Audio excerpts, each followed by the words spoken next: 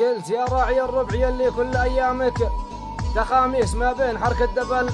ورفعت كلتشات مصممه ملعون يوم زاد تصميمه تعازز اليوم شافي الخط تسمع صافره لا مسافات واليوم شافي البر ما يجيك منه التغاريز يذهب ويجتاح بك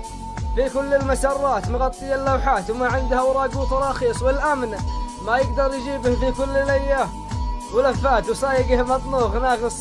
في دماغه تساميس اليوم شافيه ما يحسب حساب الحفر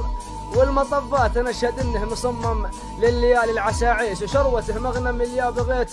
تغنم الشروات بس انا ما عندي الا قصايد وهواجيس واطلب من المولى يبشرني بحسن المسرات واشتري ربع والعن من راس الاباليس واخذ زياره للحرم